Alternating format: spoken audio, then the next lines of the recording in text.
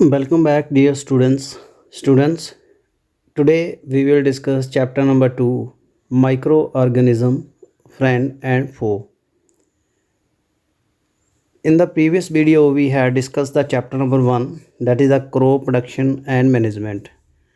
And you have given very good response to that video. ਤੇ ਪਿਆਰੇ ਬੱਚਿਓ ਜਿਨ੍ਹਾਂ ਨੇ ਉਹ ਵੀਡੀਓ ਨਹੀਂ ਦੇਖਿਆ ਤੇ ਦੇਖ ਸਕਦੇ ਨੇ ਤੁਹਾਡੇ WhatsApp ਗਰੁੱਪਾਂ ਦੇ ਵਿੱਚ ਮੈਂ ਲਿੰਕ ਪਾਇਆ ਹੋਇਆ ਹੈ। ਤੇ ਅੱਜ ਅਸੀਂ ਚੈਪਟਰ ਨੰਬਰ 2 ਸ਼ੁਰੂ ਕਰਾਂਗੇ, ਮਾਈਕਰੋ ਆਰਗੈਨਿਜ਼ਮ, ਫਰੈਂਡ ਐਂਡ ਫੋ, ਸੂਖਮ ਜੀਵ, ਦੋਸਤ ਤੇ ਦੁਸ਼ਮਣ। Microorganism, what are the microorganism? First of all,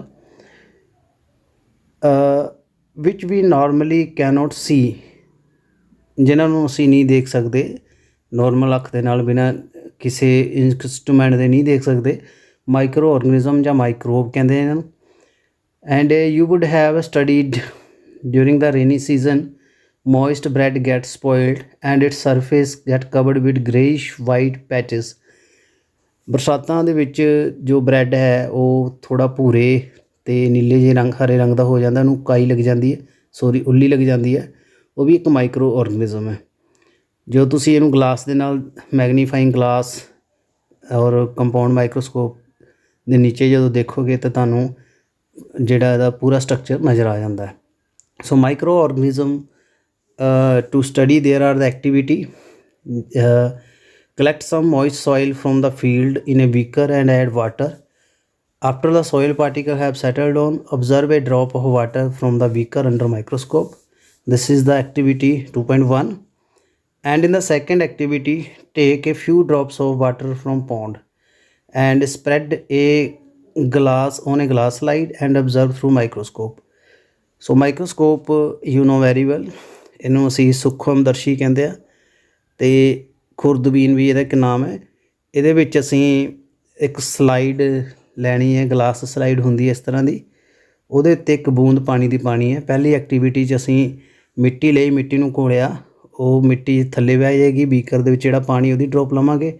ਦੂਜਾ ਅਸੀਂ ਪੌਂਡ ਦੇ ਪਾਣੀ ਦੀ ਡਰੋਪ ਲੈ ਕੇ ਇੱਕ ਸਲਾਈਡ 'ਤੇ ਰੱਖ ਕੇ ਅਤੇ ਮਾਈਕਰੋਸਕੋਪ ਦੇ ਥੱਲੇ ਦੇਖਾਂਗੇ। Do you find tiny organism moving around? These observations show that the water and soil are full of tiny organisms, though not all of them fall into category of micro. These microorganisms or micro are so small in size they cannot seen with the unaided eye. Some of these, such as the fungus that grow on bread, can be seen with magnifying glass. Other cannot be seen without the help of microorganism. That's why these are called microorganism. So ਪਿਆਰੇ ਬੱਚੇ, ਜਦੋਂ ਤੁਸੀਂ slide ਨੂੰ microscope ਦੇ ਥੱਲੇ ਰੱਖੋਗੇ ਤਾਂ ਤੁਹਾਨੂੰ ਕਈ ਛੋਟੇ ਛੋਟੇ ਜੀਵ ਘੁੰਮਦੇ ਨਜ਼ਰ ਆਉਣਗੇ। ਸੂਖਮ ਜੀਵ ਬੇਸਿਕਲੀ ਸਾਰੇ ਅਸੀਂ ਨੰਗੀ ਅੱਖ ਦੇ ਨਾਲ ਨਹੀਂ ਦੇਖ ਸਕਦੇ। ਜਿਸ ਤਰ੍ਹਾਂ ਉੱਲੀ ਲੱਗੀ ਬ੍ਰੈਡ ਨੂੰ, ਉਹਨੂੰ ਅਸੀਂ ਨੰਗੀ ਅੱਖ ਨਾਲ ਦੇਖ ਸਕਦੇ ਹਾਂ, ਬਟ ਬਾਕੀ ਜ਼ਿਆਦਾਤਰ ਜਿਹੜੇ ਮਾਈਕਰੋ ਆਰਗੈਨਿਜ਼ਮ ਹੈ ਉਹਨਾਂ ਨੂੰ ਅਸੀਂ ਅੱਖ ਦੇ ਨਾਲ ਕੋਈ ਇੰਸਟਰੂਮੈਂਟ ਯੂਜ਼ ਕਰਕੇ ਹੀ ਦੇਖ ਸਕਦੇ ਹਾਂ। ਉਹਨੂੰ ਮਾਈਕਰੋਸਕੋਪ ਦਾ ਨਾਮ ਦਿੱਤਾ ਜਾਂਦਾ ਹੈ, ਇਸ ਲਈ ਇਹਨਾਂ ਨੂੰ ਮਾਈਕਰੋ ਆਰਗੈਨਿਜ਼ਮ ਕਹਿੰਦੇ ਆ। ਸੋ ਹੇਅਰ ਫਾਲ ਦੇਅਰ ਬੈਕਟੀਰੀਆ, ਇਹਦੇ ਅੰਦਰ ਬੈਕਟੀਰੀਆ, ਜੀਵਾਣੂ, ਫੰਗਾਈ, ਉੱਲੀ, ਪ੍ਰੋਟੋਜੋਆ ਇੱਕ ਕੈਟਾਗਰੀ ਹੈ ਮਾਈਕਰੋ ਆਰਗੈਨਿਜ਼ਮ ਦੀ, ਐਲਗੀ, ਕਾਈ। These are the type of microorganism. Virus, ਜਿਹਨੂੰ ਅਸੀਂ ਵਿਸ਼ਾਣੂ ਕਹਿੰਦੇ ਹਾਂ, they are also microorganism and they reproduce inside host only. Host mean ਜਿਹਦੇ ਅੰਦਰ ਵਾਇਰਸ ਚਲਾ ਜਾਂਦਾ ਹੈ, ਜਿਹਨੂੰ ਇਨਫੈਕਟ ਕਰਦਾ ਉਹਨੂੰ ਹੋਸਟ ਕਹਿੰਦੇ ਨੇ। ਉਹਦੇ ਤੋਂ ਪੋਸ਼ਣ ਲੈ ਕੇ ਵਾਇਰਸ ਮਲਟੀਪਲਾਈ ਕਰਦਾ ਹੈ ਅਤੇ ਉਸ ਸਰੀਰ ਨੂੰ ਬਿਮਾਰ ਕਰ ਦਿੰਦਾ ਹੈ। ਜਿਸ ਤਰ੍ਹਾਂ ਅੱਜ ਕੱਲ੍ਹ ਕਰੋਨਾ ਵਾਇਰਸ ਹੈ, HIV ਏਡਸ ਦਾ ਵਾਇਰਸ ਹੋ ਗਿਆ, ਜਾਂ ਸਰਦੀ ਜ਼ੁਕਾਮ ਦਾ ਵਾਇਰਸ ਹੋ ਗਿਆ, ਪੋਲੀਓ ਵਾਇਰਸ ਹੋ ਗਿਆ। ਸੋ ਜਦੋਂ ਸਾਡੇ ਅੰਦਰ ਚਲਾ ਜਾਂਦਾ ਹੈ ਅਤੇ ਸਾਡੇ ਸਰੀਰ ਨੂੰ ਖਾਂਦਾ ਹੈ ਅਤੇ ਬਿਮਾਰੀ ਕਰਦਾ ਹੈ। ਇਹਦੇ ਵਿੱਚ ਤੁਹਾਨੂੰ ਦੱਸਦਾ ਹੈ influenza, that is given here, common cold, flu ਜਿਹਨੂੰ ਕਹਿੰਦੇ, ਕਫ, ਖਾਂਸੀ ਵਾਇਰਸ ਦੇ ਨਾਲ ਹੀ ਹੁੰਦੀ ਹੈ। ਕਈ ਖਤਰਨਾਕ ਬਿਮਾਰੀਆਂ, ਪੋਲੀਓ, ਚਿਕਨ ਪੋਕਸ, ਇਹ ਸਾਰੀਆਂ ਵਾਇਰਸ ਨਾਲ ਹੁੰਦੀ ਹੈ। ਚਿਕਨ ਪੋਕਸ ਜਿਹੜੀ ਚੇਚਕ ਮਾਤਾ ਜਿਹੜੀ ਹੁੰਦੀ ਹੈ, ਆਮ ਭਾਸ਼ਾ 'ਚ ਇਹਨੂੰ ਕਹਿੰਦੇ ਆ। ਪੋਲੀਓ ਤੁਹਾਨੂੰ ਪਤਾ ਹੈ, ਹੱਡੀਆਂ ਜਿਹੜੀਆਂ ਗਲ ਜਾਂਦੀਆਂ, ਬੱਚਾ ਖੜਾ ਨਹੀਂ ਹੋ ਸਕਦਾ, ਵਿਕਲਾਂਗ ਹੋ ਜਾਂਦਾ। Disease like dysentery and malaria are cause by protozoa, where are the typhoid and TB by the bacteria. Dysentery दस्त लग जाते ने, खून टट्टियां लग जांदियां ने, पानी निकल बार बार जिहड़ा टॉयलेट जाता है बंदा, मलेरिया तुहानूं पता मच्छर मादा मच्छर दे कट्टण नाल हुंदा। ये बीमारी जिहड़ी प्रोटोजोआ दे नाल हुंदी है। टाईफाइड ते टीबी, टाईफाइड म्यादी बुखार, टीबी छाती की बीमारी है, छाती दे विच बलगम जम जाती है, ये बैक्टीरिया नाल हुंदी है। In this picture you can see various type of the microorganism. Here there is the bacteria, these are the spiral in shape, this is the spiral in that manner, ਇਹਨੂੰ spiral ਕਹਿ ਦਿੰਦੇ ਨੇ। Road shape ਲੰਬੇ ਛੜ ਦੀ ਤਰ੍ਹਾਂ ਦੇ bacteria ਵੀ ਇੱਕ type ਹੈ। Next algae, ਇਹ ਤੁਸੀਂ ਕਾਈ ਦੀ ਐਗਜ਼ਾਮਪਲ ਦੇਖ ਸਕਦੇ ਹੋ, ਦੋ ਦਿੱਤੀਆਂ ਹੋਈਆਂ, ਕਲਮੈਡੋਮੋਨਾਸ, ਇਹ ਇੱਕ ਸੈੱਲ ਦੀ ਐਲਗੀ ਹੈ। ਸਪਾਇਰੋ ਵਗੈਰਾ ਇਹਦੇ ਵਿੱਚ ਕਈ ਸੈੱਲ ਨੇ, ਇਹ ਵੀ ਐਲਗੀ ਹੈ। ਪ੍ਰੋਟੋਜੋਆ, ਅਮੀਬਾ, ਪੈਰਾਮੀਸ਼ੀਅਮ, ਇਹ ਪ੍ਰੋਟੋਜੋਆ ਦੇ ਵਿੱਚ ਆਉਂਦੇ ਨੇ। ਨੈਕਸਟ ਇਹਦੇ ਵਿੱਚ ਉੱਲੀ ਦੱਸੀ ਹੋਈ ਹੈ, ਜਿਹਨੂੰ ਅਸੀਂ ਫਫੂੰਦ ਵੀ ਕਹਿੰਦੇ ਆ। ਬ੍ਰੈਡ ਮੋਲਡ, ਇਹ ਜਿਹੜੀ ਉੱਲੀ ਹੈ ਇਹ ਬ੍ਰੈਡ 'ਤੇ ਲੱਗਦੀ ਹੈ। ਪੈਨਸਿਲੀਨੀਅਮ, ਇਹ ਵੀ ਇੱਕ ਉੱਲੀ ਦੀ ਟਾਈਪ ਹੈ। ਐਸਪਰਜਿਲਸ, ਇਹ ਵੀ ਉੱਲੀ ਦੀ ਟਾਈਪ ਹੈ। ਸੋ ਇਹ common examples given here, and ਇਹਨਾਂ ਦੀਆਂ ਸਲਾਈਡਸ ਤੁਹਾਨੂੰ ਤੁਹਾਡੀ ਲੈਬ ਦੇ ਵਿੱਚ ਜ਼ਰੂਰ ਮਿਲ ਜਾਣਗੀਆਂ। ਤੁਹਾਨੂੰ ਪ੍ਰੈਕਟੀਕਲ ਵੀ ਕਰਾਇਆ ਜਾਏਗਾ, ਤੁਸੀਂ ਕਲਾਸ ਟੀਚਰ ਨੂੰ ਕਹਿ ਕੇ ਇਹ ਸਲਾਈਡਸ ਦੇਖ ਸਕਦੇ ਹੋ ਅਤੇ ਇਹ ਸਲਾਈਡ ਤਿਆਰ ਵੀ ਕਰ ਸਕਦੇ ਹੋ। दिस इज़ द वायरस, एक वायरस की फोटो है। वायरस की कई तरह दी शेप्स होंदियां ने। बेसिकली वायरस सारे बीमारियां ही कोज करते हैं। Where do the microorganism live, microorganism कित्थे रहिंदे ने? They live under all type of environment ranging from ice cold climate, hot spring, desert, marshland. किते भी रह सकते हैं, दलदल विच भी, चाहे बर्फ विच भी रह सकते हैं, लावे विच भी रह सकते हैं, हर तरह के environment. Microorganism and us, how we can interact with microorganism. सूक्ष्म जीव कई साडे लई बैनीफिशियल फायदेमंद ने, कई सानू खतरनाक बीमारियां करते हैं। So here you can C friendly micro organism. सब तो पहला असी फ्रेंडली माइक्रो ऑर्गेनिज्म के बारे गल करांगे, जिहड़े सूक्ष्म जीव साडे दोस्त ने। जिस तरह तुसीं देखिया होएगा, टू प्रिपेयर द कर्ड, जिन्होंने दही कहते हैं, ब्रैड, आम ब्रैड खाते हैं, डबल रोटी, cake, all this thing are prepared with the action of the bacteria. Microorganism have been use for production of alcohol since ages. काफ़ी सदियाँ, काफ़ी लंबे समय तो जो बैक्टीरिया है उन्होंने असी शराब बनाने दे विच इहदा यूज़ करते आए हैं माइक्रो ऑर्गेनिज्म का। They are also use in cleaning up environment, for example organic waste, vegetable peel, remain of animal and faeces. वातावरण की जी गंदगी है उन्होंने भी माइक्रो ऑर्गेनिज्म साफ करते हैं। जिस तरह सब्जियां के टुकड़े, एनीमल के हड्डा रोड़ी हो गया, उन्हों का मल मूत्र, ये सारे इनू खत्म करते हैं। तो ये सॉइल की फर्टिलिटी भी बढ़ाते हैं। कई दवाइयाँ भी माइक्रो ऑर्गेनिज्म तो बनदियां ने। Making of curd and bread, making of curd and bread तुहानूं सारिਆਂ ਨੂੰ पता है, घर ਦੇ ਵਿੱਚ दही किद्दां जाग लगाया जाता है। आई saw that my mother added a little curd to warm milk to get curd for next day. I wonder why. सो देखिया होएगा तुसीं, ਤੁਹਾਡੇ घर ਦੇ ਵਿੱਚ ਤੁਹਾਡੀਆਂ ਮਾਤਾਵਾਂ जो ने मदर्स ਤੁਹਾਡੀਆਂ दही ਲਗਾਉਂਦੀਆਂ ਨੇ, ਉਹ ਪੁਰਾਣਾ दही, खट्टा दही थोड़ा गर्म दुध करके, कोसा गर्म करके ਉਹਦੇ ਵਿੱਚ एक चम्मच खट्टे दही ਦਾ ऐड करके रख ਦਿੰਦੀਆਂ ਨੇ ठंडी जगह। ना ज़्यादा इनू तापमान चाहिए, ना ज़्यादा ठंड, ढक के रख देंगे ने, तो सवेर नूं दही जम जाता है। कर्ड्स जो है ये कई तरह के ऑर्गेनिज्म ने। बेसिकली ये लैक्टोबैसिलस एक बैक्टीरिया होंदा है जो कि दही बनाने मदद करता है, तो दुध की प्रोटीन नूं कर्ड च कन्वर्ट कर दिंदा है। Bacteria are also involved in making of cheese, cheese तुहानूं पता है, paneer, pickle, achar and many other food item bacteria तो बनते हैं। इंपॉर्टेंट ये रवा, ingredient of rava, suji, idli and bhatura in curd. ये जो सारे चीज़ां ने बैक्टीरिया तो तैयार की जांदियां ने। इडली डोसा बनाउण दा जिहड़ा आटा है उस बैक्टीरिया ऐड किए जाते हैं। So here you can see activity, half kg आटा लेना तुसीं, आटा या मैदा, and add some sugar and mix with warm water, add some amount of microorganism दी टाइप जीस्ट एक इनू ऐड करके रख देना कुछ घंटे तक, बाद में आटा फुल जाता है।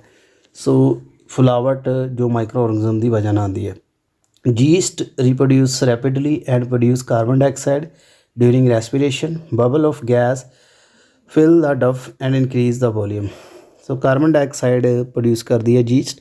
ਸੋ ਇਹਦੇ ਨਾਲ ਫੁਲਾਵਟ ਆਟੇ ਵਿੱਚ ਆ ਜਾਂਦੀ, ਫਲਫੀ ਹੋ ਜਾਂਦਾ ਹੈ। ਕਮਰਸ਼ੀਅਲ ਯੂਜ਼ ਆਫ ਮਾਈਕਰੋਆਰਗਨਿਜ਼ਮ, ਸੂਖਮ ਜੀਵ ਜੋ ਨੇ ਉਹਨਾਂ ਦਾ ਵੱਡੇ ਪੱਧਰ 'ਤੇ ਫੈਕਟਰੀਆਂ ਦੇ ਪੈਮਾਨੇ 'ਤੇ ਯੂਜ਼ ਕੀਤਾ ਜਾਂਦਾ ਹੈ। ਜਿਸ ਤਰ੍ਹਾਂ ਅਲਕੋਹਲ ਸ਼ਰਾਬ ਬਣਾਉਣ ਦੇ ਵਿੱਚ, ਐਸਟਿਕ ਐਸਿਡ ਸਿਰਕਾ ਜਿਹਨੂੰ ਕਹਿੰਦੇ ਨੇ, ਅਲਕੋਹਲ ਵਾਈਨ ਬਣਾਉਣ ਦੇ ਵਿੱਚ ਜੀਸਟ ਦਾ ਪ੍ਰਯੋਗ ਕੀਤਾ ਜਾਂਦਾ ਹੈ। ਐਂਡ ਇਹਨੂੰ ਅਸੀਂ ਗਰੋ ਕਰਦੇ ਹਾਂ ਨੈਚੁਰਲ ਸ਼ੂਗਰ 'ਤੇ। ਗ੍ਰੇਨ ਦਾਣੇ ਜਿਸ ਤਰ੍ਹਾਂ ਬਾਰਲੇ ਹੋ ਗਏ, beet, rice, crush fruit juices, ਇਹਨਾਂ ਨੂੰ ਐਡ ਕਰਕੇ ਅਸੀਂ ਬੀਅਰ ਵਾਈਨ ਤਿਆਰ ਕਰਦੇ ਹਾਂ। So this is the commercial use. Alcohol ਜੋ ਸਮੈਲ ਹੈ as a sugar have been converted into alcohol by yeast. This process is conversion of sugar into the alcohol is called fermentation. ਹੁਣ ਜੋ ਸ਼ਰਾਬ ਪੁਰਾਣੇ ਸਮੇਂ 'ਚ ਬਣਾਈ ਜਾਂਦੀ ਸੀ, ਜੋ ਖਰਾਬ ਗੁੜ ਹੁੰਦਾ ਸੀ ਉਹਨੂੰ ਮਿਲਾ ਕੇ ਅਤੇ ਦੱਬ ਦਿੰਦੇ ਸੀ, ਉਹ ਤਿਆਰ ਕਰ ਦਿੰਦੇ ਸੀ ਸ਼ਰਾਬ ਨੂੰ। ਅਤੇ ਫਰਮੈਂਟੇਸ਼ਨ ਇਸ ਪ੍ਰੋਸੈਸ ਨੂੰ ਕਹਿੰਦੇ ਨੇ। ਬੈਕਟੀਰੀਆ ਜੋ ਨੇ ਐਨਰੋਬਿਕਲੀ ਆਕਸੀਜਨ ਦੀ ਬਿਨਾਂ ਇਹ ਪ੍ਰੋਸੈਸ ਕਰਦੇ ਨੇ ਅਤੇ ਅਲਕੋਹਲ ਤਿਆਰ ਕਰਦੇ ਨੇ। ਇਹਦੀ ਜੋ ਖੋਜ ਸੀ ਲੂਇਸ ਪਾਸਚਰ ਨਾਂ ਦੇ ਵਿਗਿਆਨਿਕ, ਇਹ ਫੋਟੋ ਲਗਾਈ ਹੋਈ ਹੈ, 1857 ਵਿੱਚ ਉਸਨੇ ਇਸ ਦੀ ਖੋਜ ਕੀਤੀ ਸੀ। ਮੈਡੀਸਨਲ ਯੂਜ਼, ਮਾਈਕਰੋ ਔਰਗਨਿਜ਼ਮ ਦੇ ਕਈ ਫਾਇਦੇ ਵੀ ਨੇ। ਜਿਸ ਤਰ੍ਹਾਂ ਐਂਟੀਬਾਇਓਟਿਕ ਜੋ ਜੈਵਿਕ ਦਵਾਈਆਂ ਜੋ ਮਾਈਕਰੋ ਔਰਗਨਿਜ਼ਮ ਤੋਂ ਬਣਦੀਆਂ ਨੇ, ਇਹਨਾਂ ਦੇ ਇੰਜੈਕਸ਼ਨ ਵੀ ਬਣਦੇ ਨੇ। ਜਿਸ ਤਰ੍ਹਾਂ ਪੈਨਸਿਲੀਨੀਅਮ ਦਾ ਟੀਕਾ, ਪੈਨਸਿਲੀਨ ਦੀ ਖੋਜ ਸਭ ਤੋਂ ਪਹਿਲੇ ਹੋਈ ਸੀ। ਸੋ ਮਾਈਕਰੋ ਔਰਗਨਿਜ਼ਮ ਜਿੱਦਾਂ ਬੈਕਟੀਰੀਆ ਜਾਂ ਫੰਗਸ ਤੋਂ ਦਵਾਈ ਬਣਦੀ ਹੈ, ਇਹਨੂੰ ਐਂਟੀਬਾਇਓਟਿਕ ਕਹਿੰਦੇ ਨੇ। ਇਹਨਾਂ ਕਈ ਤਰ੍ਹਾਂ ਦੀ ਬਿਮਾਰੀਆਂ ਠੀਕ ਹੋ ਜਾਂਦੀਆਂ ਨੇ। ਜਿਸ ਤਰ੍ਹਾਂ ਤੁਸੀਂ ਸਟੈਪਟੋਮਾਈਸਿਨ, ਟੈਟਰਾਸਾਈਕਲਿਨ, ਰਿਥਰੋਮਾਈਸਿਨ, ਇਹ ਦਵਾਈਆਂ ਜ਼ਿਆਦਾਤਰ ਕੋਈ ਇਨਫੈਕਸ਼ਨ ਹੋ ਜਾਵੇ, ਵਾਇਰਲ ਹੋ ਜਾਵੇ, ਕੋਈ ਬੁਖਾਰ ਹੋ ਜਾਵੇ, ਡਾਕਟਰ ਇਹ ਦਵਾਈਆਂ ਜ਼ਰੂਰ ਦਿੰਦੇ ਨੇ। ਸੋ ਇਹਦੇ ਨਾਲ ਜੋ ਅੰਦਰ ਮਾਈਕਰੋ ਔਰਗਨਿਜ਼ਮ ਬਿਮਾਰੀ ਕਰਨ ਵਾਲਾ ਖਤਮ ਹੋ ਜਾਂਦਾ। ਇਹਨੂੰ ਪ੍ਰਤੀਜੈਵਿਕ ਦਵਾਈਆਂ ਦਾ ਨਾਮ ਦਿੰਦੇ ਨੇ। ਇਨ 1929 ਐਲੈਗਜ਼ੈਂਡਰ ਫਲੈਮਿੰਗ ਨੇ ਕੰਮ ਕੀਤਾ ਸੀ ਅਤੇ ਸਡਨਲੀ ਪੈਨਸਿਲੀਨੀਅਮ ਦੀ ਖੋਜ ਹੋਈ ਸੀ। ਸੋ ਹੀ ਵਾਜ਼ ਫਸਟ। ਪੈਨਸਿਲੀਨੀਅਮ ਇੱਕ ਫੰਗਸ ਹੈ, ਉਹ ਤੋਂ ਪੈਨਸਿਲੀਨ ਦੀ ਖੋਜ ਕੀਤੀ ਸੀ। ਇਹਦਾ ਇੰਜੈਕਸ਼ਨ ਕਾਫੀ ਬਿਮਾਰੀਆਂ ਨੂੰ ਠੀਕ ਕਰਨ ਦੇ ਵਿੱਚ ਕਾਰਗਰ ਸਾਬਿਤ ਹੋਇਆ ਸੀ। ਨੈਕਸਟ ਤੁਸੀਂ ਦੇਖ ਸਕਦੇ ਹੋ, antibiotics are even mix with feed of livestock and poultry to check the microbial infection in animal. Antibiotic ਜੋ ਸਿਰਫ ਇਨਸਾਨ ਨੂੰ ਨਹੀਂ, ਮਨੁੱਖ ਨੂੰ ਨਹੀਂ ਦਿੱਤੀ ਜਾਂਦੀ, ਹੋਰ ਵੀ ਕਈ ਜਿਸ ਤਰ੍ਹਾਂ ਚੂਜੇ ਹੋ ਗਏ, ਪੋਲਟਰੀ ਫਾਰਮ ਦੇ ਵਿੱਚ, ਡੇਅਰੀ ਫਾਰਮ ਦੇ ਵਿੱਚ ਗਾਵਾਂ ਮੱਝਾਂ ਨੂੰ, ਭੇਡਾਂ ਨੂੰ ਦਿੱਤੀ ਜਾਂਦੀ ਤਾਂ ਕਿ ਉਹਨਾਂ ਨੂੰ ਕੋਈ ਬਿਮਾਰੀ ਨਾ ਹੋਵੇ। So they are also valuable for also them. Next we have the vaccine, ਜਿਹਨੂੰ ਅਸੀਂ ਟੀਕਾ ਕਹਿੰਦੇ ਹਾਂ। When a disease carrying microbe enter our body, the body produces the antibodies to fight invader.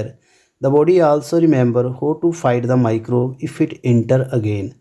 So if the dead or weakened microbe are introduced in healthy body, the body fight and kill the invading bacteria by producing suitable antibodies.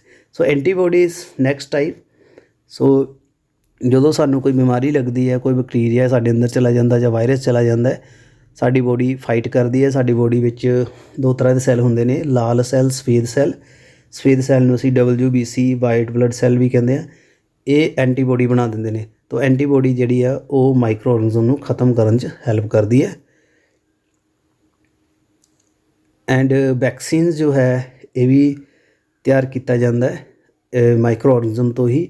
Micro ਔਰਗਨਿਜ਼ਮ ਨੂੰ dad ਕਰਕੇ ਟੀਕਾ ਬਣਾਇਆ ਜਾਂਦਾ ਅਤੇ ਔਰਗਨਿਜ਼ਮ ਅੰਦਰ ਲਗਾਇਆ ਜਾਂਦਾ, ਉਹਦੇ ਨਾਲ ਇਹਦੀ ਇਮਿਊਨਿਟੀ ਪੈਦਾ ਹੋ ਜਾਂਦੀ। ਜਿਸ ਤਰ੍ਹਾਂ ਕੋਲਰਾ, ਹੈਜਾ, ਟਿਊਬਰਕਲੋਸਿਸ, TB, ਸਮਾਲ ਪੌਕਸ, ਚੇਚਕ, ਹੈਪੇਟਾਈਟਿਸ, ਲੀਵਰ ਦੀ ਬਿਮਾਰੀ ਹੈ, ਇਹਨਾਂ ਦੇ ਟੀਕੇ ਕਾਫੀ ਬਣ ਚੁੱਕੇ ਨੇ ਅਤੇ ਇਹਨਾਂ ਦਾ ਇਲਾਜ ਟੀਕੇ ਦੇ ਨਾਲ ਕੀਤਾ ਜਾਂਦਾ ਇਹਨਾਂ ਬਿਮਾਰੀਆਂ ਦਾ। TB ਦਾ ਜੋ ਟੀਕਾ ਹੈ ਉਹਨੂੰ BCG ਇੰਜੈਕਸ਼ਨ ਕਹਿੰਦੇ ਨੇ। ਇਹ ਤੁਸੀਂ ਛੋਟੀਆਂ ਕਲਾਸਾਂ 'ਚ ਪੜ੍ਹਿਆ ਹੋਏਗਾ। BCG ਦਾ ਟੀਕਾ TB ਲਈ ਹੁੰਦਾ ਹੈ। ਸੇ ਬੱਚੇ ਨੂੰ ਜਨਮ ਦੇ ਨਾਲ ਮਹੀਨੇ ਦੇ ਵਿੱਚ ਲਗਾ ਦਿੰਦੇ ਨੇ ਸ਼ੁਰੂ 'ਚ ਹੀ। ਚੇਚਕ ਦਾ ਟੀਕਾ ਵੀ ਮੋਢੇ 'ਤੇ ਲੱਗਦਾ ਹੈ, ਇਹ ਵੀ ਤੁਹਾਨੂੰ ਪਤਾ ਹੋਏਗਾ। ਤੁਹਾਡੇ ਮੋਢੇ 'ਤੇ ਨਿਸ਼ਾਨ ਤੁਸੀਂ ਦੇਖ ਸਕਦੇ ਹੋ, ਸਕਿਨ ਦੇ ਉੱਤੇ ਪਿਆ ਹੋਏਗਾ ਟੀਕੇ ਦਾ। ਇਹਨੂੰ ਲੋਧਾ ਕਰਨਾ ਵੀ ਕਹਿੰਦੇ ਨੇ ਜਾਂ ਖਸਰੇ ਦਾ ਟੀਕਾ ਵੀ ਕਹਿੰਦੇ ਨੇ। ਐਡਵਰਡ ਜਿਨਰ ਨੇ ਜੋ ਚੇਚਕ ਦਾ ਟੀਕਾ 1798 ਵਿੱਚ ਤਿਆਰ ਕੀਤਾ ਸੀ। ਸੋ ਪੋਲੀਓ ਦੇ ਬਾਰੇ ਤੁਹਾਨੂੰ ਸਾਰਿਆਂ ਨੂੰ ਪਤਾ ਹੋਏਗਾ ਕਿ ਬਿਮਾਰੀ ਖਤਰਨਾਕ ਬਿਮਾਰੀ ਹੈ, ਵਾਇਰਸ ਨਾਲ ਹੁੰਦੀ ਹੈ। Pulse polio programme international level 'ਤੇ ਚਲਾਇਆ ਜਾਂਦਾ ਹੈ। ਤੇ ਇਹਦੇ ਵਿੱਚ ਟੀਵੀ ਨਿਊਜ਼ਪੇਪਰ 'ਤੇ ਵੀ ਐਡ ਆਉਂਦੀ ਹੈ। ਤੇ ਹਰ ਸਾਲ ਜਨਵਰੀ ਮਹੀਨੇ 'ਚ ਇਹ ਬੂੰਦਾਂ ਪਿਲਾਈਆਂ ਜਾਂਦੀਆਂ ਨੇ ਬੱਚਿਆਂ ਨੂੰ, ਮੂੰਹ ਦੇ ਰਸਤੇ ਟੀਕਾ ਦਿੱਤਾ ਜਾਂਦਾ ਹੈ। ਇਹਨੂੰ OPV ਨਾਂ ਕਹਿੰਦੇ ਨੇ ਪੋਲੀਓ ਦੇ ਟੀਕੇ ਨੂੰ, ਓਰਲ ਪੋਲੀਓ ਵੈਕਸੀਨ। ਯਾਨੀ ਥੋੜ੍ਹਾ ਜਿਹਾ ਟੇਸਟ ਮਿੱਠਾ ਹੁੰਦਾ ਤਾਂ ਕਿ ਬੱਚਾ ਨੂੰ ਅੰਦਰ ਨਿਗਲ ਲਵੇ। ਸੋ ਇਹ ਟੀਕਾ ਮੂੰਹ ਦੇ ਰਸਤੇ ਦਿੱਤਾ ਜਾਂਦਾ ਹੈ। ਯਾਨੀ ਟੀਕਾ ਕਿਸੇ ਵੀ ਤਰੀਕੇ ਨਾਲ ਦਿੱਤਾ ਜਾ ਸਕਦਾ, ਨਾੜੀ ਵਿੱਚ ਵੀ ਲਗਾਇਆ ਜਾ ਸਕਦਾ, ਮਾਸਪੇਸ਼ੀ 'ਚ ਵੀ ਲਗਾਇਆ ਜਾ ਸਕਦਾ, ਪੀਣ ਨੂੰ ਵੀ ਦਿੱਤਾ ਜਾ ਸਕਦਾ। ਇਹ ਤੁਸੀਂ ਵੱਡੀਆਂ ਕਲਾਸਾਂ 'ਚ ਪੜ੍ਹ ਲਓਗੇ। ਇਨਕਰੀਜ਼ਿੰਗ ਸੋਇਲ ਫਰਟੀਲਿਟੀ, ਤਾਂ ਕਈ ਬੈਕਟੀਰੀਆਜ਼ ਮਾਈਕਰੋ ਆਰਗਨਿਜ਼ਮ ਸੋਇਲ ਦੀ ਜੋ ਉਪਜਾਊ ਸ਼ਕਤੀ ਵਧਾਉਂਦੇ ਨੇ। ਤੁਸੀਂ ਪਿਛਲੀ ਕਲਾਸ 'ਚ ਪੜ੍ਹਿਆ ਹੋਇਆ ਹੈ ਰਾਈਜ਼ੋਬੀਅਮ ਬੈਕਟੀਰੀਆ ਦੇ ਬਾਰੇ, ਜੋ ਨਾਈਟ੍ਰੋਜਨ ਨੂੰ ਫਿਕਸ ਕਰ ਦਿੰਦਾ ਹੈ।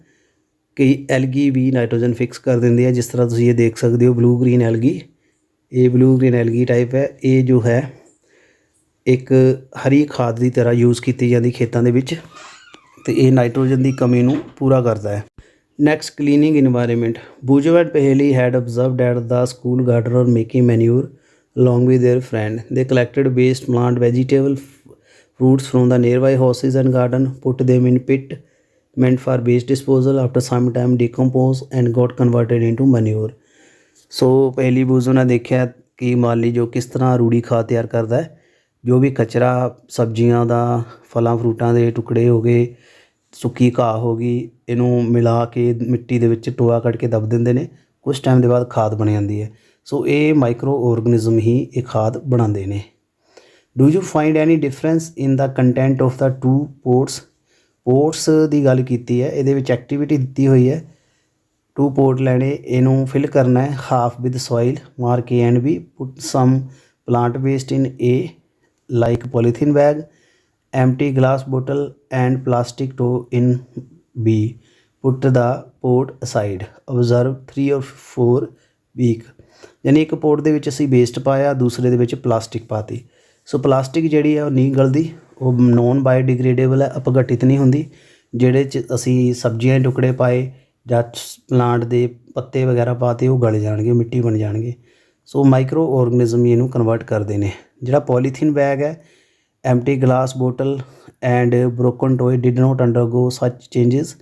The microorganism could not act on them and converted it into manure. ਸੋ ਲਿਖਿਆ ਹੋਇਆ ਹੈ, ਸੋ ਜੋ ਸੂਖਮ ਜੀਵ ਹੈ ਇਹਨਾਂ ਦੇ ਉੱਤੇ ਐਕਸ਼ਨ ਨਹੀਂ ਕਰ ਸਕਦੇ, ਤਾਂ ਇਹਨਾਂ ਦੀ ਖਾਦ ਨਹੀਂ ਬਣਦੀ, ਕਿਉਂਕਿ ਇਹ ਨੋਨ ਬਾਇਓਡੀਗ੍ਰੇਡੇਬਲ ਹੈ। ਸੋ ਡੀਕੰਪੋਜੀਸ਼ਨ ਪ੍ਰੋਸੈਸ ਦਾ ਨਾਂ ਹੈ, ਜਿਹਦੇ ਨਾਲ ਜੋ ਗਲੀਆਂ ਸੜੀਆਂ ਚੀਜ਼ਾਂ ਨੂੰ ਸੂਖਮ ਜੀਵ ਖਤਮ ਕਰ ਦਿੰਦੇ ਨੇ। So microorganism can be use to degrade the harmful and smelly substance to clean the environment. ਤੋਂ ਇਨਵਾਇਰਮੈਂਟ ਵਿੱਚ ਜੇ ਮਾਈਕਰੋ ਔਰਗਨਿਜ਼ਮ ਨਾ ਹੋਣ ਤਾਂ ਗੰਦਗੀ ਇੰਨੀ ਆ ਜਾਏਗੀ, ਅਸੀਂ ਉੱਥੇ ਸਾਹ ਨਹੀਂ ਲੈ ਸਕਦੇ। ਇਹਨਾਂ ਦੀ ਵਜ੍ਹਾ ਨਾਲ ਹੀ ਇਨਵਾਇਰਮੈਂਟ ਸਾਫ਼ ਰਹਿੰਦਾ ਹੈ। Next we have harmful organism. So ਇਹ ਸੀ ਬੱਚਿਓ ਯੂਸਫੁਲ ਔਰਗਨਿਜ਼ਮ। ਹੁਣ ਅਸੀਂ ਕਰਾਂਗੇ ਹਾਰਮਫੁਲ ਮਾਈਕਰੋ ਔਰਗਨਿਜ਼ਮ, ਜਿਹੜੇ ਸਾਨੂੰ ਨੁਕਸਾਨ ਕਰਦੇ ਨੇ, ਜਿਹੜੇ ਸਾਨੂੰ ਬਿਮਾਰੀਆਂ ਕਰਦੇ ਨੇ। ਸੋ ਮਾਈਕਰੋ ਔਰਗਨਿਜ਼ਮ ਜੋ ਨੇ ਹਿਊਮਨ ਅਤੇ ਹੋਰ ਜੀਵਾਂ ਵਿੱਚ ਕਈ ਬਿਮਾਰੀਆਂ ਕਰਦੇ ਨੇ। ਜਿਹੜੇ ਬਿਮਾਰੀਆਂ ਕਰਨ ਵਾਲੇ ਮਾਈਕਰੋ ਔਰਗਨਿਜ਼ਮਾਂ ਨੂੰ ਪੈਥੋਜਨ ਦਾ ਨਾਮ ਦਿੱਤਾ ਜਾਂਦਾ ਹੈ। ਡਿਡੀਜ਼ ਕੋਜ਼ਿੰਗ ਮਾਈਕਰੋ ਔਰਗਨਿਜ਼ਮ ਇਨ ਹਿਊਮਨ ਮਨੁੱਖ ਦੇ ਵਿੱਚ ਕਈ ਬਿਮਾਰੀਆਂ ਕਰਨ ਵਾਲੇ ਮਾਈਕਰੋ ਔਰਗਨਿਜ਼ਮ ਨੇ। ਬਿਮਾਰੀਆਂ ਜਿਹੜੀਆਂ ਇੱਕ ਦੂਸਰੇ ਦੀ ਲਾਗ ਨਾਲ ਲੱਗ ਜਾਂਦੀਆਂ, ਉਹਨੂੰ ਕਹਿੰਦੇ ਨੇ ਕਮਿਊਨੀਕੇਬਲ ਡਿਡੀਜ਼ਿਸ, ਲਾਗ ਦੀਆਂ ਬਿਮਾਰੀਆਂ, ਜਿਸ ਤਰ੍ਹਾਂ ਕੋਲਰਾ, ਹੈਜਾ, ਸਰਦੀ ਜ਼ੁਕਾਮ, ਚਿਕਨ ਪੋਕਸ, TB ਇੱਕ ਦੂਜੇ ਦੇ ਸੰਪਰਕ ਨਾਲ ਹੋ ਜਾਂਦੀਆਂ ਨੇ। When person suffering from common cold, sneeze and fine drop of moisture carrying thousands of virus spread in air, virus may enter the body of healthy person by breathing and cause infection। ਜਿਹਨੂੰ flu ਹੋਇਆ ਹੋਵੇ, ਸਰਦੀ ਜ਼ੁਕਾਮ, ਜਦੋਂ ਛਿੱਕ ਮਾਰਦਾ ਤਾਂ ਲੱਖਾਂ ਵਾਇਰਸ ਜੋ ਨੇ ਹਵਾ 'ਚ ਮਿਲ ਜਾਂਦੇ ਨੇ। ਉਹ ਗੰਦੀ ਹਵਾ ਜਦੋਂ ਇੱਕ ਸਿਹਤਮੰਦ ਵਿਅਕਤੀ ਦੇ ਅੰਦਰ ਜਾਂਦੀ ਹੈ ਤਾਂ ਉਹਦੇ ਅੰਦਰ ਵਾਇਰਸ ਚਲਾ ਜਾਂਦਾ ਹੈ। ਸੋ ਇਸ ਤਰ੍ਹਾਂ ਬਿਮਾਰੀ ਇੱਕ ਦੂਜੇ ਨਾਲ ਹੋ ਜਾਂਦੀ ਹੈ। ਨੈਕਸਟ ਤੁਸੀਂ ਦੇਖ ਸਕਦੇ ਹੋ, there are the some insect and animal. ਕਈ ਐਨੀਮਲਸ ਨੇ ਜਾਂ ਕੀੜੇ ਨੇ ਜਿਹਦੇ ਨਾਲ ਬਿਮਾਰੀਆਂ ਹੁੰਦੀਆਂ ਨੇ, ਉਹਨਾਂ ਅੰਦਰ ਕਈ ਤਰ੍ਹਾਂ ਦੇ ਮਾਈਕਰੋ ਔਰਗਨਿਜ਼ਮ ਰਹਿੰਦੇ ਨੇ। ਸੋ ਇਹਨਾਂ ਨੂੰ ਅਸੀਂ ਕੈਰੀਅਰ ਦਾ ਨਾਮ ਲੈਂਦੇ ਨੇ, ਕਿਉਂਕਿ ਇਹ ਮਾਈਕਰੋ ਔਰਗਨਿਜ਼ਮ ਨੂੰ ਲੈ ਕੇ ਜਾਂਦੇ ਨੇ।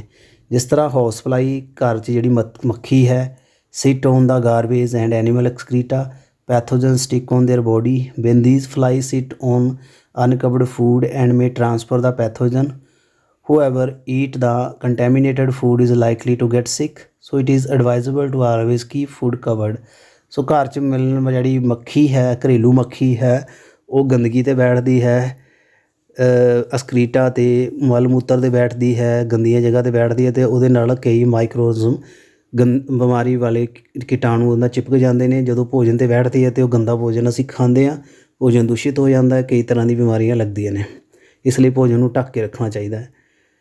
ਇੱਕ ਹੋਰ ਐਗਜ਼ਾਮਪਲ ਇਹਦੇ ਵਿੱਚ ਐਨੋਫਲੀਜ਼ ਮਾਦਾ ਮੱਛਰ ਹੈ, ਫੀਮੇਲ ਐਨੋਫਲੀਜ਼ ਮੱਛਰ ਹੈ, ਜੋ ਕਿ ਮਲੇਰੀਆ ਕਰਨ ਵਾਲਾ ਇੱਕ ਮਾਈਕਰੋ ਔਰਗਨਿਜ਼ਮ ਜਿਹਨੂੰ ਪਲਾਜ਼ਮੋਡੀਅਮ ਕਹਿੰਦੇ ਨੇ, ਇਹ ਮੱਛਰ ਦੇ ਅੰਦਰ ਹੁੰਦਾ ਹੈ। ਜਦੋਂ ਇਹ ਮੱਛਰ ਸਾਨੂੰ ਡੰਗ ਮਾਰਦਾ ਅਤੇ ਇਹ ਸਾਡੇ ਅੰਦਰ ਚਲਾ ਜਾਂਦਾ ਅਤੇ ਸਾਨੂੰ ਮਲੇਰੀਆ ਹੁੰਦਾ ਹੈ। ਇੱਕ ਏਡੀਜ਼ ਮੱਛਰ ਹੈ, ਉਹ ਡੇਂਗੂ ਦਾ ਵਾਇਰਸ ਲੈਂਦਾ ਹੈ ਅਤੇ ਉਹਨਾਂ ਸਾਨੂੰ ਡੇਂਗੂ ਬੁਖਾਰ ਹੁੰਦਾ। ਇਹ ਤੁਸੀਂ ਦੇਖ ਸਕਦੇ ਹੋ, ਐਨੋਫਲੀਜ਼ ਮੱਛਰ ਦੀ ਫੋਟੋ ਦੱਸੀ ਹੋਈ ਹੈ। Why does the teacher keep us telling not to let water collect anywhere in neighborhood?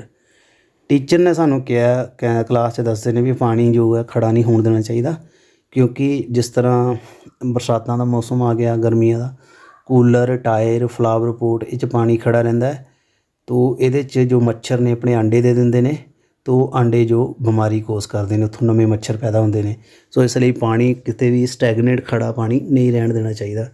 So here is the flow chart, you can see student. ਬਿਮਾਰੀਆਂ ਜੋ ਹੁੰਦੀਆਂ ਨੇ ਹਿਊਮਨ ਦੇ ਵਿੱਚ, TB ਦੀ ਬਿਮਾਰੀ, ਮੀਜ਼ਲ ਵਾਇਰਸ ਦੀ ਹੈ, ਚਿਕਨ ਪੋਕਸ, ਚੇਚਕ, polio, cholera. So here you can see the disease, hepatitis A, malaria. There given the causal organism ਜਿਹਦੇ ਨਾਲ ਇਹ ਬਿਮਾਰੀਆਂ ਹੁੰਦੀਆਂ ਨੇ, ਅੱਗੇ ਲਿਖਿਆ ਬੈਕਟੀਰੀਆ, ਵਾਇਰਸ, ਪ੍ਰੋਟੋਜੋਨ।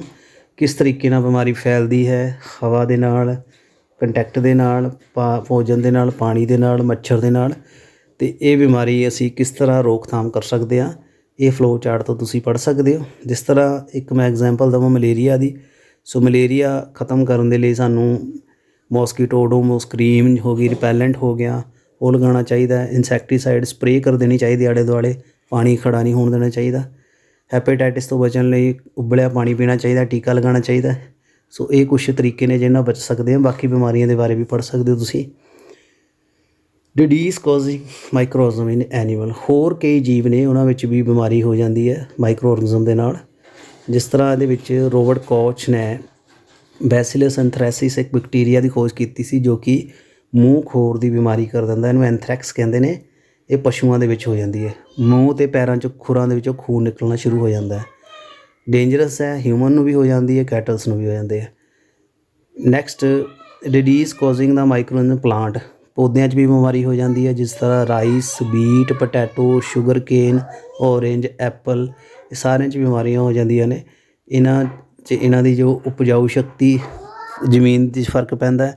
ਜੋ ਪਲਾਂਟ ਨੂੰ ਬਿਮਾਰੀ ਹੋਈ ਹੈ, ਜੋ ਫਲ ਫਰੂਟ ਜਿਹੜਾ ਖ਼ਰਾਬ ਹੋਇਆ, ਸਬਜ਼ੀ ਖ਼ਰਾਬ ਹੋਈ ਹੈ, ਉਹਦੀ ਕੁਆਲਿਟੀ ਖ਼ਤਮ ਹੋ ਜਾਂਦੀ ਹੈ, ਉਹ 'ਚ ਜ਼ਹਿਰ ਪੈਦਾ ਹੋ ਜਾਂਦਾ, ਉਹ ਖਾਣ ਲਾਇਕ ਨਹੀਂ ਰਹਿੰਦੀ। ਜਿਸ ਤਰ੍ਹਾਂ ਤੁਸੀਂ ਦੇਖ ਸਕਦੇ ਬਿਮਾਰੀ ਦਾ ਨਾਂ ਸਿਟਰਸ ਕੈਂਕਰ, ਇਹ ਬੈਕਟੀਰੀਆ ਦੀ ਬਿਮਾਰੀ ਹੈ। ਰਸਟ ਆਫ ਬੀਟ, ਫੰਗਸ ਦੀ ਬਿਮਾਰੀ ਹੈ। ਜੈਲੋ ਵੇਨ ਮੋਜ਼ਾਇਕ ਆਫ ਭਿੰਡੀ, ਭਿੰਡੀ ਦੀ ਬਿਮਾਰੀ ਹੈ, ਪੀਲੀ ਹੋ ਜਾਂਦੀ ਭਿੰਡੀ, ਵਾਇਰਸ ਦੀ ਹੈ। ਇਹ ਫੈਲਦੀ ਹੈ ਹਵਾ ਦੇ ਨਾਲ, ਸ਼ੀਟ ਤੋਂ, ਇਨਸੈਕਟ ਤੋਂ। ਇਹ ਫਲੋ ਚਾਰਟ ਤੋਂ ਪੜ੍ਹ ਸਕਦੇ ਹੋ। ਫੂਡ ਪੋਇਜ਼ਨਿੰਗ, ਮਾਈਕਰੋ ਔਰਗਨਿਜ਼ਮ ਜੋ ਭੋਜਨ ਨੂੰ ਵੀ ਖ਼ਰਾਬ ਕਰ ਦਿੰਦੇ ਨੇ, ਭੋਜਨ ਜ਼ਹਿਰੀਲਾ ਹੋ ਜਾਂਦਾ ਹੈ। ਕਈ ਬਿਮਾਰੀਆਂ ਦੇ ਕੇਸ ਆ ਜਾਂਦੇ ਜਦੋਂ ਰੋਟੀ ਖਾਣ ਦੇ ਨਾਲ ਉਲਟੀਆਂ ਟੱਟੀਆਂ ਲੱਗ ਜਾਂਦੀਆਂ ਨੇ ਅਤੇ ਮੌਤ ਵੀ ਹੋ ਜਾਂਦੀ ਹੈ। ਇਹਦੇ ਵਿੱਚ ਕਈ ਮਾਈਕਰੋ ਔਰਗਨਿਜ਼ਮ ਫੂਡ ਖ਼ਰਾਬ ਕਰ ਦਿੰਦੇ ਨੇ, ਜ਼ਹਿਰ ਪੈਦਾ ਹੋ ਜਾਂਦਾ ਅਤੇ ਉਹਦੇ ਨਾਲ ਡੈਥ ਵੀ ਹੋ ਜਾਂਦੀ ਹੈ। ਫੂਡ ਪ੍ਰੀਜ਼ਰਵੇਸ਼ਨ, ਫੂਡ ਨੂੰ ਅਸੀਂ ਸੰਭਾਲਣਾ ਹੈ, ਉਹਨੂੰ ਢੱਕ ਕੇ ਰੱਖਣਾ ਚਾਹੀਦਾ ਹੈ। ਫਰਿੱਜ ਵਿੱਚ ਰੱਖ ਕੇ ਕੁੱਕਡ ਫੂਡ ਨੂੰ ਰੱਖਣਾ ਚਾਹੀਦਾ ਹੈ, ਕਿਉਂਕਿ ਜੋ ਵਾਇਰਸ ਬੈਕਟੀਰੀਆ ਹਵਾ ਵਿੱਚ ਹੁੰਦੇ ਨੇ ਉਹ ਫੂਡ ਦੇ ਵਿੱਚ ਮਿਲ ਜਾਂਦੇ ਨੇ ਅਤੇ ਐਕਟਿਵ ਹੋ ਜਾਂਦੇ ਨੇ। ਜੇ ਅਸੀਂ ਫਰਿੱਜ 'ਚ ਰੱਖਦੇ ਹਾਂ ਜਾਂ ਢੱਕ ਕੇ ਰੱਖਦੇ ਹਾਂ ਤਾਂ ਉਹ ਅਟੈਕ ਨਹੀਂ ਕਰ ਸਕਦੇ। ਇਸ ਤਰ੍ਹਾਂ ਫੂਡ ਨੂੰ ਬਚਾ ਸਕਦੇ ਹਾਂ। ਨੈਕਸਟ, ਕੈਮੀਕਲ ਮੈਥਡ, ਕੈਮੀਕਲ ਕੁਛ ਐਡ ਕਰਕੇ ਫੂਡ ਨੂੰ ਬਚਾਇਆ ਜਾ ਸਕਦਾ ਹੈ, ਉਹਨੂੰ ਹੀ ਪ੍ਰੀਜ਼ਰਵੇਟਿਵ ਕਹਿੰਦੇ ਆ। ਜਿਸ ਤਰ੍ਹਾਂ ਸੋਡੀਅਮ ਬੈਂਜੋਏਟ, ਸੋਡੀਅਮ ਮੈਟਾਸਲਫਾਈਡ, ਇਹ ਪ੍ਰੀਜ਼ਰਵੇਟਿਵ ਹੈ। ਇਹ ਜੈਮ ਅਤੇ ਸਕਵੈਸ਼ ਬਣਾਉਣ ਦੇ ਵਿੱਚ ਯੂਜ਼ ਕੀਤੇ ਜਾਂਦੇ ਨੇ। ਅਚਾਰ ਨੂੰ ਵੀ ਬਚਾਇਆ ਜਾਂਦਾ ਖੰਡ ਅਤੇ ਨਮਕ ਪਾ ਕੇ, ਉਹ ਵੀ ਇੱਕ ਪ੍ਰੀਜ਼ਰਵੇਟਿਵ ਹੈ। ਕੋਮਨ ਸਾਲਟ ਦੇ ਨਾਲ ਅਸੀਂ ਤੁਹਾਨੂੰ ਮੈਂ ਪਹਿਲੇ ਦੱਸ ਚੁੱਕਿਆ ਅਚਾਰ ਬਣਾਉਣਾ, ਆਮਲਾ, ਕੱਚਾ ਅੰਬ, ਇਮਲੀ। ਸ਼ੂਗਰ ਦੇ ਨਾਲ ਵੀ ਬਚਾ ਸਕਦੇ ਹਾਂ, ਜੈਮ, ਜੈਲੀ ਇਹਦੇ ਨਾਲ ਬਣ ਜਾਂਦੀ ਸ਼ੂਗਰ ਦੇ ਨਾਲ। ਆਇਲ ਐਂਡ ਵਿਨੇਗਰ, ਆਇਲ ਅਤੇ ਸਿਰਕਾ ਵੀ ਅਚਾਰਾਂ 'ਚ ਪਾਇਆ ਜਾਂਦਾ, ਉਹਦੇ ਨਾਲ ਵੀ ਬਚ ਜਾਂਦੇ ਨੇ। ਫਿਸ਼, ਫਰੂਟ ਇਹਦੇ ਨਾਲ ਬਚਾ ਸਕਦੇ ਨੇ। ਹੀਟ ਐਂਡ ਕੋਲਡ ਟਰੀਟਮੈਂਟ, ਗਰਮ ਕਰਕੇ ਬਚਾਇਆ ਜਾ ਸਕਦਾ। ਜਦੋਂ ਗਰਮ ਕਰਦੇ ਹਾਂ ਸਬਜ਼ੀ ਨੂੰ ਤਾਂ ਉਹਦੇ ਵਿੱਚ ਬੈਕਟੀਰੀਆ ਮਰ ਜਾਂਦੇ ਨੇ, ਜਾਂ ਗਰਮ ਪਾਣੀ 'ਚ ਉਬਾਲ ਕੇ ਅਤੇ ਠੰਡੀ ਜਗ੍ਹਾ ਰੱਖ ਕੇ ਵੀ ਮਾਈਕਰੋਜ਼ਮ ਮਰ ਜਾਂਦੇ ਨੇ। Next ਪॉइस्चराइज milk. पॉइस्चराइजेशन एक प्रोसैस है। मिल्क में उबालना नहीं है, थोड़ा थोड़ा हल्का गर्म करना है 70 डिग्री ਤੇ ਫਿਰ 15-30 ਸੈਕਿੰਡ ਤੱਕ ਉਹਨੂੰ ਠੰਡਾ ਕਰਨਾ ਹੈ, ਫਿਰ ਉਹਨੂੰ ਸਟੋਰ ਕਰ ਦੇਣਾ। ਇਹਨੂੰ ਪॉइस्चराइज मिल्क ਕਹਿੰਦੇ ਨੇ। ਇਹ ਲੂਇਸ ਪਾਸਚਰ ਨੇ ਪ੍ਰੋਸੈਸ ਦੀ ਖੋਜ ਕੀਤੀ ਸੀ। ਇਹਨਾਂ ਦੁੱਧ ਕਾਫੀ ਟਾਈਮ ਤੱਕ ਬਚਿਆ ਰਹਿੰਦਾ। Storage and packing. ਸਟੋਰ ਕਰਨਾ, ਫਰਿੱਜ ਵਿੱਚ ਸਟੋਰ ਕਰ ਦੇਣਾ, ਪੈਕ ਕਰਕੇ ਰੱਖਣਾ ਟਾਈਟ ਕਰਕੇ, air tight. Nitrogen fixation. Microorganism rhizobium bacteria ਜੋ ਹੈ ਜ਼ਮੀਨ ਦੇ ਵਿੱਚ ਨਾਈਟ੍ਰੋਜਨ ਦੀ ਕਮੀ ਪੂਰੀ ਕਰਦਾ ਹੈ। ਉਹ ਜੜ੍ਹਾਂ ਵਾਲੇ ਜੋ ਪੌਦੇ ਹੁੰਦੇ ਨੇ, ਜਿਨ੍ਹਾਂ ਦੀ ਜੜ੍ਹਾਂ ਦੇ ਵਿੱਚ ਗੰਢਾਂ ਹੁੰਦੀਆਂ ਨੇ, ਉਹਨਾਂ ਵਿੱਚ ਰਹਿੰਦਾ ਅਤੇ ਇਹਦੇ ਨਾਲ ਨਾਈਟ੍ਰੋਜਨ ਦੀ ਕਮੀ ਜੋ ਜ਼ਮੀਨ ਦੀ ਪੂਰੀ ਹੋ ਜਾਂਦੀ ਹੈ। ਇਹ ਤੁਸੀਂ ਇੱਥੇ ਫੋਟੋ ਦੇ ਵਿੱਚ ਦੇਖ ਸਕਦੇ ਹੋ, ਗੰਢ ਬਣੀ ਹੈ ਜੜ੍ਹ ਦੀ, ਇਹਦੇ ਵਿੱਚ ਬੈਕਟੀਰੀਆ ਰਾਈਜ਼ੋਬੀਅਮ ਬੈਕਟੀਰੀਆ ਰਹਿੰਦਾ ਹੈ। ਇਹ ਆਕਸੀਜਨ ਦੇ ਬਿਨਾਂ ਨਾਈਟ੍ਰੋਜਨ ਨੂੰ ਫਿਕਸ ਕਰਦਾ ਜ਼ਮੀਨ ਦੇ ਵਿੱਚ। ਨਾਈਟ੍ਰੋਜਨ ਸਾਈਕਲ ਤੁਸੀਂ ਦੇਖ ਸਕਦੇ ਹੋ। ਸਭ ਤੋਂ ਜ਼ਿਆਦਾ ਨਾਈਟ੍ਰੋਜਨ ਗੈਸ ਹੈ, 78% ਗੈਸ ਹੈ ਸਾਡੇ ਵਾਯੂਮੰਡਲ 'ਚ। ਨਾਈਟ੍ਰੋਜਨ ਸਿੱਧੇ ਤੌਰ 'ਤੇ ਪਲਾਂਟ ਨਹੀਂ ਲੈ ਸਕਦੇ, ਉਹਨੂੰ ਕਨਵਰਟ ਕਰਨਾ ਪੈਂਦਾ ਹੈ ਦੂਸਰੀ ਫੋਰਮ 'ਚ। ਉਹਨੂੰ ਨਾਈਟ੍ਰੋਜਨ ਫਿਕਸੇਸ਼ਨ ਦਾ ਨਾਮ ਦਿੱਤਾ ਜਾਂਦਾ ਹੈ। ਜਿਸ ਤਰ੍ਹਾਂ ਤੁਸੀਂ ਇੱਥੋਂ ਸਾਈਕਲ ਤੋਂ ਸਮਝ ਸਕਦੇ ਹੋ ਆਸਾਨੀ ਨਾਲ। ਵਾਤਾਵਰਨ ਦੀ ਜਿਹੜੀ ਨਾਈਟ੍ਰੋਜਨ ਹੈ ਇਹ ਬਿਜਲੀ ਚਮਕਣ ਦੇ ਨਾਲ ਵੀ ਫਿਕਸ ਹੁੰਦੀ ਹੈ। ਬੈਕਟੀਰੀਆ ਬਲੂ ਗ੍ਰੀਨ ਐਲਗੀ ਵੀ ਫਿਕਸ ਕਰ ਦਿੰਦੀ ਹੈ। ਬੈਕਟੀਰੀਆ ਜੋ ਹੈ ਫਿਕਸ ਕਰ ਦਿੰਦੇ ਨਾਈਟ੍ਰੋਜਨ ਨੂੰ ਨਾਈਟ੍ਰੋਜੀਨੀਅਸ ਕੰਪਾਊਂਡ ਦੇ ਵਿੱਚ। ਇਹ 'ਚ ਨਾਈਟਰਾਈਟ, ਨਾਈਟ੍ਰੇਟ ਅਤੇ ammonia, NH3 ammonia, NO2 negative nitrate ਵਗੈਰਾ ਕੰਪਾਊਂਡ ਨਾਈਟ੍ਰੋਜਨ ਸੋਇਲ ਦੇ ਵਿੱਚ ਆ ਜਾਂਦੇ ਨੇ ਜਿਹੜੇ ਫਿਕਸ ਹੋਏ। ਫਿਰ ਪਲਾਂਟ ਉਹਨੂੰ ਲੈ ਜਾਂਦੇ ਨੇ। ਫਿਰ ਜੋ ਡੈਡ ਐਨੀਮਲ ਦੇ ਪਲਾਂਟ ਮਰ ਜਾਂਦੇ ਨੇ, ਉਹਨਾਂ ਦੀ ਨਾਈਟ੍ਰੋਜਨ ਵੀ ਮਿੱਟੀ 'ਚ ਚਲ ਜਾਂਦੀ ਹੈ। ਬੈਕਟੀਰੀਆ ਜੋ ਨਾਈਟ੍ਰੋਜਨ ਨੂੰ ਫਿਰ ਵਾਤਾਵਰਨ ਦੇ ਵਿੱਚ ਵੀ ਭੇਜ ਦਿੰਦੇ ਨੇ, ਉਹਨੂੰ ਕਹਿੰਦੇ ਨੇ ਡੀਨਾਈਟ੍ਰੀਫਿਕੇਸ਼ਨ। ਕਈ ਬੈਕਟੀਰੀਆ ਨਾਈਟ੍ਰੋਜਨ ਫਿਕਸ ਕਰਦੇ ਨੇ, ਕਈ ਬੈਕਟੀਰੀਆ ਨਾਈਟ੍ਰੋਜਨ ਗੈਸ ਦੁਆਰੇ ਬਣਾ ਦਿੰਦੇ ਨੇ। ਜਿਹੜੇ ਨਾਈਟ੍ਰੋਜਨ ਗੈਸ ਦੁਆਰੇ ਬਣਾ ਦਿੰਦੇ ਨੇ ਉਹਨੂੰ ਡੀਨਾਈਟ੍ਰੀਫਾਈਂਗ ਬੈਕਟੀਰੀਆ ਕਹਿੰਦੇ ਨੇ।